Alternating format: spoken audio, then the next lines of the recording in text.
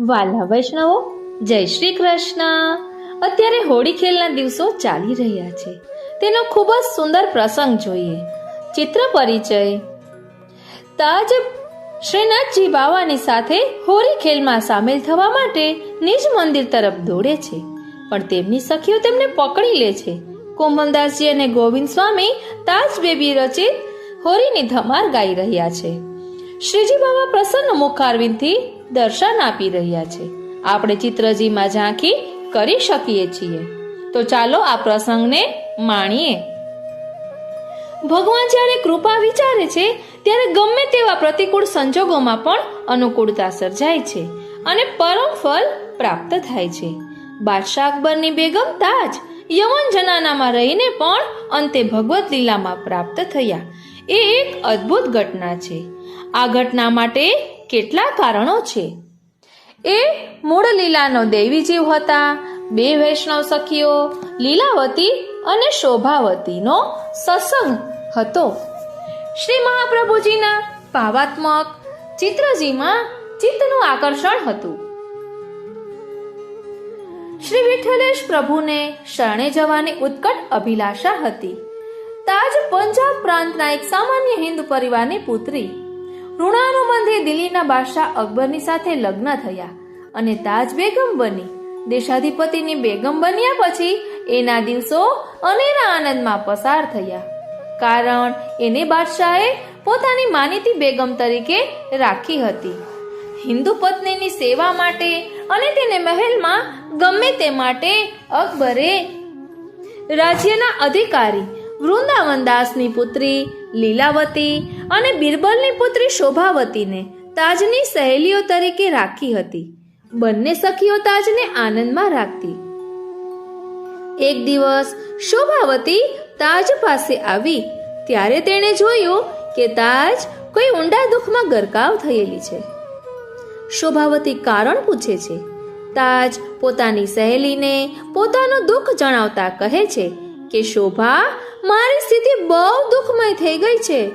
આવી પરિસ્થિતિમાં મારું જીવન કેમ વ્યતીત થશે? પણ શું થયું તે તો કહો. શોભાવતીએ કારણ પૂછ્યું. જવાબમાં તાજે જણાવ્યું કે છેલ્લા થોડા સમયથી બાદશાહ અકબરના હૃદયમાં તેનું સ્થાન માનીતી બેગમના બદલે અણમાનીતી બેગમ જેવું થઈ ગયું છે. બાદશાહને તેના પ્રત્યે અભાવ આવી ગયો છે.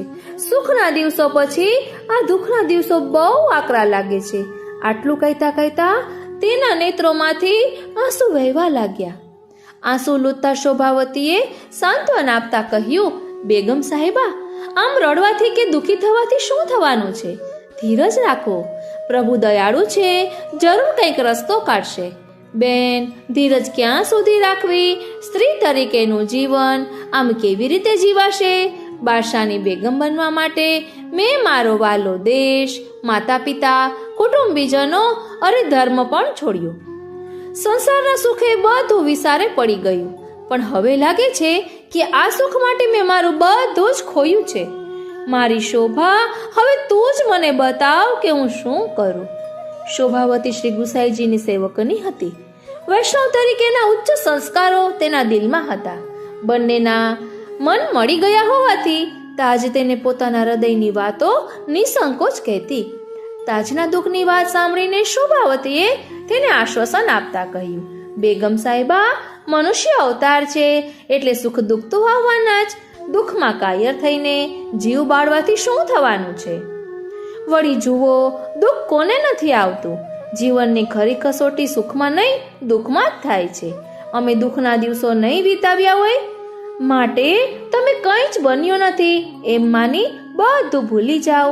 તાજ બેગમ સાંભળે છે, પણ એની આંખોમાંથી આંસુ અટકતા નથી. કહે છે, શોભા, તારી વાત સત્ય છે. હું મારા વિચારો બદલી નાખીશ, બીજું શું કરું? શોભાવતી કહે છે, મારા ગુરુદેવ સાક્ષાત પ્રભુનો અવતાર છે. જો તમે હિન્દુ હોત તો મારા પ્રતાપી ગુરુદેવ પાસે લઈ જઈ તમને વૈષ્ણવ કરાવત.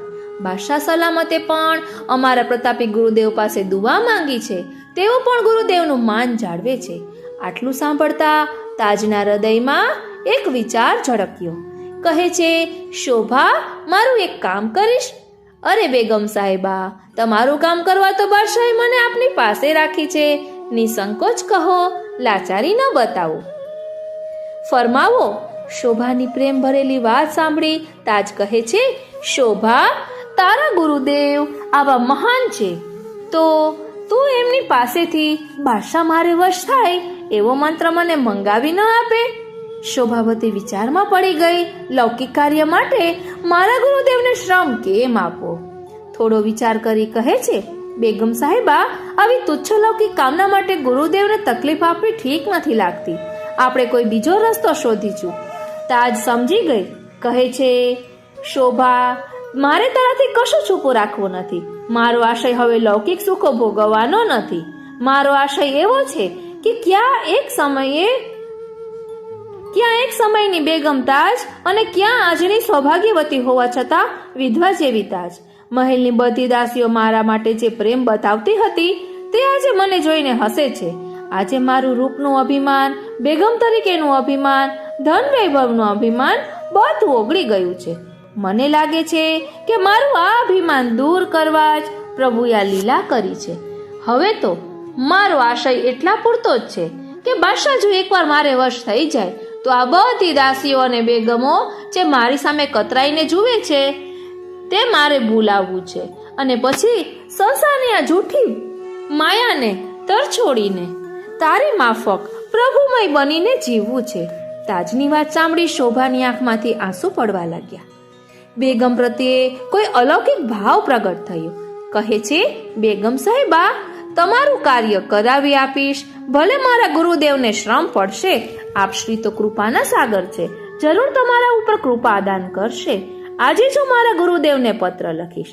શોભાવતીની વાત સાંભળી તાજ આનંદમાં ગરકાવ થઈ ગઈ. શોભાવતીએ શ્રી ગુસાઈજીને પત્ર લખી સર્વ હકીકત જણાવી અને એવો કોઈ મંત્ર મોકલી આપવા વિનંતી કરી. તાજેનું કાર્ય સિદ્ધ થયા પછી આપની સેવક બની સેવા કરશે એવું પણ જણાવ્યું. શ્રી ગુસાઈજીને પત્ર મળ્યો. તાજનું જીવન આનંદપૂર્વક વીતે અને શ્રી ઠાકોરજી પ્રત્યે સદભાવના ઉત્પન્ન થાય તે હેતુથી શ્રી ગુસાઈજીએ સ્વહસ્તે એક દોહો લખી આજ્ઞા કરી કે આ દોહાના પત્રને સોનાના તાવીજમાં મૂકી તાજના ગળામાં હંમેશા પહેરાવી રાખશો. શ્રી ઠાકોરજી તેમના મનોરથ પૂર્ણ કરશે. એક વાત એને કહેશો કે હંમેશા બાદશાહ કહે તેમ કરે. શોભાવતીને પત્ર મળતા તે પોતાના ધન્ય ભાગમાંની તાજ પાસે ગઈ. શ્રી ગુસાઈજીની આજ્ઞા જણાવી. સોનાના તાવીજમાં મંત્ર મૂકી દોરામાં પરોવી તાજને ગળામાં પહેરાવ્યું. કે કહ્યું કે બેગમ સાહેબા, શ્રી ગુસાઈજીની આજ્ઞા છે કે બાદશાહ કહે તેમ કરજો. થોડા સમયમાં જ બાદશાહ આપોઆપ તમારે વશ થઈ જશે. થોડોક સમય પસાર થયો. બાદશાહના વિચારો આપોઆપ બદલાવા માંડ્યા. ધીરે ધીરે તાજ પાસે આવતો જતો થઈ ગયો. વળી બાદશાહ પોતાની પાસે આવે છે એ બાબતનો ગર્વ કરવાને બદલે તાજ શ્રી ગુસાઈજીની આજ્ઞા મુજબ બાદશાહ જેમ કહે તેમ બાદશાહ પ્રસન્ન રહે તેમ કરવા લાગી. શ્રી ગુસાઈજીનું અહર્નિશ સ્મરણ કરી આનંદમાં રહેવા લાગી. શોભાવતી તો તાજ કરતા પણ વિશેષ આનંદ અનુભવવા લાગી. શ્રી ગુસાઈજીના પ્રતાપ બળથી કદી ન બની શકે એવું બની ગયું હતું. ધીરે ધીરે બાદશાહ તાજ બેગમને વશ થઈ ગયા. આ બાબત જાણતા બીજી બેગમો તાજની ઈર્ષા કરવા લાગી. તેમને ખબર પડી કે તાજે ગળામાં તાવીજ પહેર્યું છે. માની લીધું કે એ તાવીજ દ્વારા જ તાજે બાદશાહ ઉપર વશીકરણ કર્યું છે. બાદશાહને આ બાબતની જાણ કરી. શંકા પડતા બાદશાહ ગુસ્સે થઈ ગયા. તાજ પાસે આવ્યા. તાવીજ કેમ પહેર્યું છે તેની પૃચ્છા કરવા લાગ્યા. તાજે સ્પષ્ટતા કરી કે એક હિન્દુ ગુરુ પાસે આશીર્વાદ તરીકે મળેલો મંત્ર આ તાવીજમાં છે. બાદશાહને ખાતરી થઈ કે બેગમોની વાત સાચી છે. આ મંત્ર દ્વારા જ તાજે કંઈક જંતર મંતર કર્યું છે. તાવીજ ખોલીને બતાવવા કહ્યું. તાજે ના પાડતા બાદશાહની શંકા પ્રબળ બની. તાજને થયું કે બીજી બેગમોની ચડાવણીથી ગુસ્સે થયેલા બાદશાહને હું ગમે તેટલો સમજાવીશ ને તો પણ તેને ગળે વાત ઉતરશે નહીં. તેણે પહેરેલું તાવીજ ઉતારીને બાદશાહને આપ્યું. આપ જ જોઈ લો, આપની શંકાનું નિવારણ કરો. બાદશાહે તાવીજ ખોલી અંદરના કાગળમાં લખેલો દોહો વાંચ્યો. કા મને ટો ટકા એ સબડારો ધોઈ, કા મનટો ટકા એ સબડારો ધોઈ, પ્રિયા કહે સો કીજીએ આપુ હી તે વશ હોય, પ્રિયા કહે સો કીજીએ આપુ હી તે વશ હોય. એટલે કે જંતર મંતર જેવી બધી વસ્તુ છોડીને કેવળ પોતાના પતિ જેમ કહે તેમ કરો તો પતિ પોતાની મેળે જ વશ થઈ જશે. દોહો વાંચતા જ અકબર શાંત થઈ ગયો, લખનાર પ્રત્યે પ્રભાવિત થયો. તાજે જણાવ્યું કે શોભાવતીના ગુરુ દ્વારા આ પત્ર પ્રાપ્ત થયો છે. અકબર બાદશાહ તો શ્રી ગુસાઈજીની કૃપા જાણી ખરેખર શ્રી ગુસાઈજીએ મને પોતાનો માન્યો છે એવું વિચારી પ્રસન્ન થઈ ગયો. તાજને કહ્યું, હું તારા ઉપર ખૂબ પ્રસન્ન થયો છું, કંઈક માગ. લૌકિક સુખો માંગવાને બદલે તાજે કહ્યું, હજરત સાહેબ, આપ મને આ ગુરુ પાસેથી મંત્ર અને આશીર્વાદ લેવાની રજા આપો.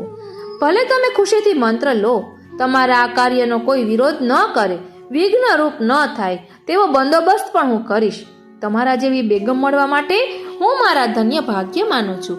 બાદશાહ વચન આપી પાછા ગયા. તાજના આનંદનો પાર ન રહ્યો. તરત જ શ્રી ગુસાઈજીને પત્ર લખી જણાવ્યું કે આપની કૃપાથી બધું સારું થયું છે. અરે શ્રીનાથજી, આપની કૃપાથી બધું જ સારું થયું છે.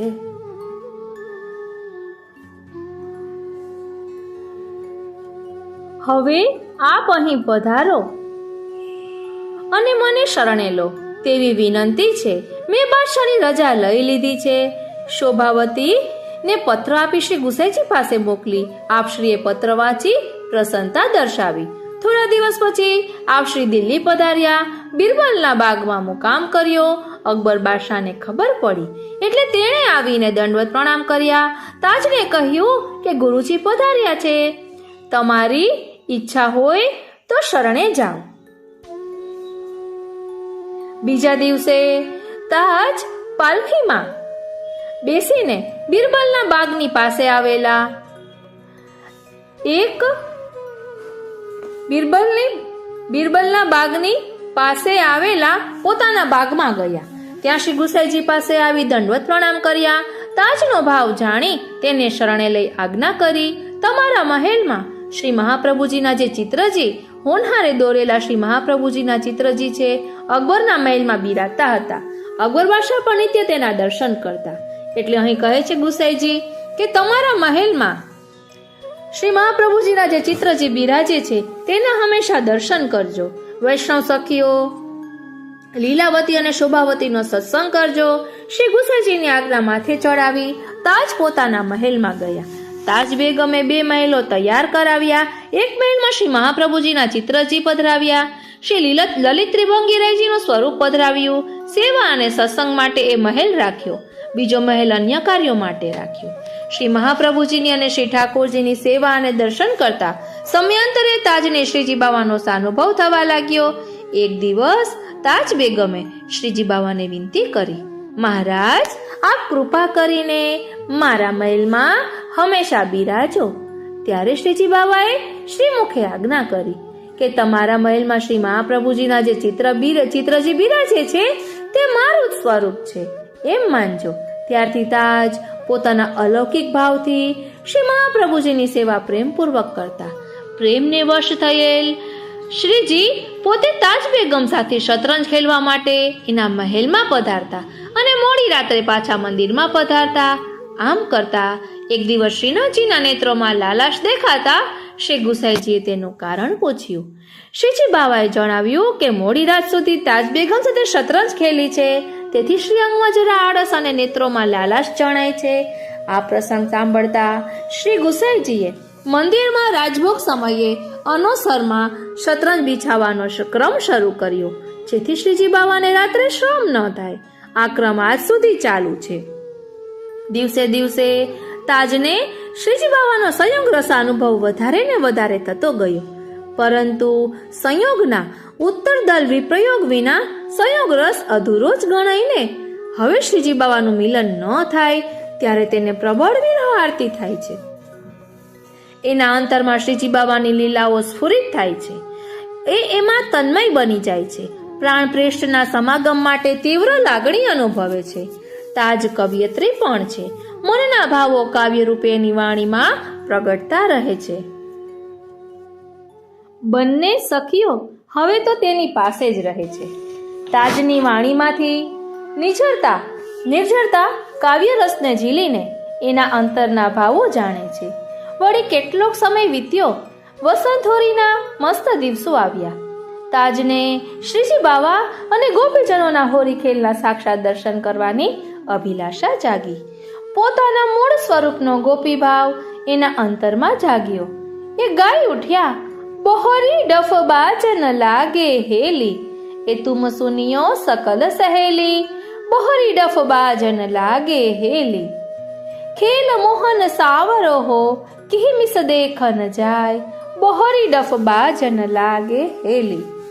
તાજ કહે છે કે અરે સહેલીઓ, તમે સાંભળો તો ખરી, ફરી પાછું ડફ વાગવા લાગ્યું છે. શ્યામ સુંદર હોલી ખેલી રહ્યા છે. મારે હોલી ખેલના દર્શન કરવા છે, પણ ક્યાં બાને ત્યાં જવું? તાજ આગળ પદમાં હોલી ખેલમાં જવા માટે અનેક બહાના શોધે છે, પણ એ જઈ શકતા નથી. પ્રભુ એનો વિરહ સહી શકતા નથી. તેઓ સામેથી તાજની પાસે પધારે છે. તાજ ગાઈ ઉઠે છે, અરે જુઓ તો ખરા, મુકુટ કાચની ધારણ કરેલા, હાથમાં મુરલી લીધેલા, પીળું પીતાંબર પહેરેલા મારા વાલા સામે જ પધારી રહ્યા છે. પાછા હોળી ગીત ગાતા ગાતા આવે છે, વાહ પ્રભુ વાહ, વાહ પ્રભુ વાહ. તાજને આમ પ્રભુના સાક્ષાત દર્શન થયા. દર્શન આપીને શ્રીજી અંતર્ધાન થયા. હવે તાજના વિરહનો પાર ન રહ્યો. તે વિકળ જેવા થઈ ગયા. 3 દિવસ સુધી વિકળતા વધતી ગઈ. ખાનપાનનું પણ ભાન રહેતું નથી. વિરહના દોહા ગાય છે, પ્રીતમ બસત પહાડ પે હમ યમુના કે તીર, અબ કો મિલનો કઠિન હૈ પાવન પરી જંજીર, નગર આગરો મો રહ્યો ગિરી પર બસે મો નાથ, તોરી જંજીર જામસો મેં જાઉં પ્રીતમ કે પાસ. આવા વિરહના દોહા ગાતા ગાતા તાજ બેશુદ્ધ થઈ જાય છે. મૂર્છા ખાઈને ધરતી પર ઢળી પડે છે. સાહેલીઓ ઉપચાર કરીને સચેત કરે છે. વિવિધ વાતો કરીને પ્રિય પ્રભુ સાથે મિલનની આશા પ્રગટાવે છે. બાદશાહ પણ રોજ તાજની ખબર કાઢવા આવે છે. તાજની પ્રભુ દર્શનની તીવ્ર લગ્નીને એ સમજી ગયો હતો. એ વિચારે છે હવે તાજને એના ઈષ્ટદેવના દર્શને લઈ જવી જોઈએ. ત્યાં તો તાજે અને સખીઓએ પણ એ જ વાત કરી. બાદશાહે બધી તૈયારી કરાવી. તાજ અને સાહેલીઓ સાથે જતીપુરા આવીને રુદ્રકુંડ ઉપર મુકામ કર્યો. બાદશાહ પોતે ઉથાપન સમયે શ્રીજી બાવાના દર્શન કરી આવે છે અને ભોગ સમયે તાજને સાહેલીઓ સાથે દર્શન કરવા મોકલે છે. તાજની દર્શનની આતુરતા અપાર હતી. હવે તેના આનંદનો પાર નથી. લાંબા વિયોગ પછી પોતાના પ્રાણપ્રેષ્ઠની સન્મુખ જવાનો અવસર આવ્યો હતો. દર્શન ખુલ્યા. તાજ તો શ્રીજીને નિરખવામાં તન્મય થઈ ગયા. શ્રી ગોવર્ધનધર પણ તાજની સામે જ જોઈ રહ્યા હતા. રસભર્યા કુટિલ કટાક્ષ ફેંકી રહ્યા હતા. કુમનદાસજી અને ગોવિંદ સ્વામી શ્રીજીની સન્મુખ ધમાર ગાઈ રહ્યા હતા. કઈ ધમાર? તાજની રચેલી ધમાર. બહોરી ડફ બાજન લાગે હેલી. તાજના હૃદયમાં અતિશય આનંદ છવાયો. વ્રજ ભક્તો સાથે હોરી ખેલતા શ્રીજીના એને દર્શન થયા. એ ખેલમાં સામેલ થવાની એને તીવ્રતા લાવેલી લાગી. દેહનું ભાન ભૂલીને નિજ મંદિર તરફ દોડ્યા. તાજ તો ભાવાવેશમાં ભાન ભૂલેલા હતા, પણ સાથેની સહેલીઓ તો ભાનમાં હતી. નિજ મંદિરની અંદર તાજને કેમ જવા દેવાય? સખીઓએ તાજને પકડી લીધા. દેહને પકડ્યો, પણ આત્મા કંઈ પકડી શકાય છે? પિંજરામાંથી પોપટ ઉડે તેમ આત્મા તો દેહમાંથી ઉડી ગયો. અલૌકિક રૂપ ધરીને તાજ શ્રીજીની દિવ્ય લીલામાં તત્ક્ષણ પ્રાપ્ત થઈ ગયા. કહેવાય છે કે કીર્તન ગાન કરતા કરતા જ તાજે પ્રભુની દિવ્ય રસાત્મક નિત્ય લીલામાં પ્રવેશ કર્યો. તેથી એ અધૂરું રહેલા કીર્તનની આખરી પંક્તિ શ્રી ઠાકોરજીએ સ્વયં એના મુખારવિંદથી પૂર્ણ કરી. નૃત્યત આવત તાજ કે પ્રભુ ગાવત હોરી ગીત. સખીઓ દેહને નીચે લાવી. બાદશાહને ખબર આપવામાં આવી. સૌ ગભરાઈ ગયા હતા. તાજ પ્રત્યે બાદશાહને કેટલો પ્રેમ છે આ વાત જાણીએ શું ન કરી નાખશે. સખીઓ વિચારી રહી હતી, પણ બુદ્ધિ પ્રેરક કૃષ્ણસ્ય પણ બુદ્ધિ પ્રેરક પ્રભુએ બાદશાહને સદબુદ્ધિ પ્રેરી. એ આવ્યો. નિરાશામાં પણ એનાથી એમ જ બોલાઈ ગયું, શું થાય? જેની વસ્તુ હતી એની પાસે પહોંચી ગઈ. બાદશાહને થયું કે કદાચ આટલા જ માટે જ તાજ મને અહીં લઈ આવી હશે. ભલે એને તો પરમ સુખ થયું, એમાં જ મારે સંતોષ માનવો રહ્યો. પોતાની પ્રિય બેગમના અંતિમ સમયની આ અદ્ભુત ઘટના વિશે ઊંડા ચિંતનમાં પડી ગયેલા બાદશાહે પછી દિલ્હી તરફ પ્રયાણ કર્યું.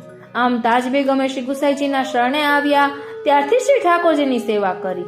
અંતિમ સ્થિતિએ પણ શ્રીજી બાવાના ચરણારવિંદમાં દેહ છોડ્યો. એમણે જે ઠાકોરજી શ્રી લલિત ત્રિભંગી રાયજીની સેવા કરેલી તે પછીથી દંડોત ધારમાં બિરાજ્યા અને પછી શ્રી ગુસાઈજીના ઘેર પધાર્યા. વાર્તા પ્રસંગનો ભાવ.